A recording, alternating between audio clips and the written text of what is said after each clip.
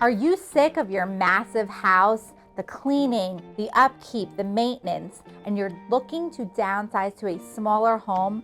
Well, I'm here to tell you today that you can do it at the same time. So here's a couple tips that you can do. The first tip is to look at your finances. The ideal situation is to find your new home first before putting your bigger home on the market. So what we usually do is we will know the financing for your new downsizing home. So first we decide on what is going to be your new downsizing home. Will it be a ranch home that's one level, a condo, a townhouse where you don't have that many maintenance? What does that look like, and what is the price ranges of those types of properties? Depending on financing, it really is an ideal situation if you can buy that new property before selling your old one.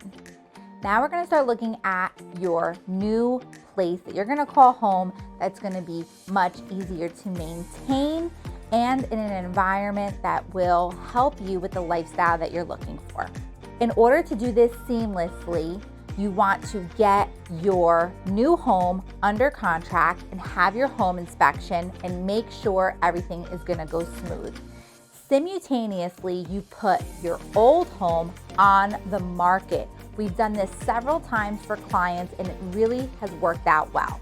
So once you're buying your new home, your old big home will get ready for the market with staging, decluttering, professional photography. We start doing the marketing, and once you say, okay, the new home is ready to go, we put the old home on the market, and hopefully they can close maybe within just a couple of weeks of each other, and you will have a seamless move. Instead of moving twice, you just move once.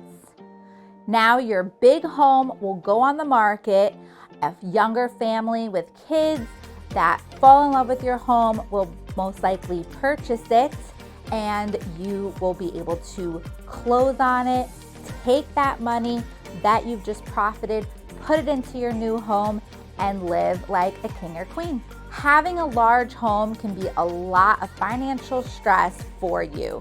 Not only that, it's a lot to maintain. So if you want to talk more about buying a smaller home, let's chat today and see how we can help you and see if this strategy is the right one for you. We'll see you next week.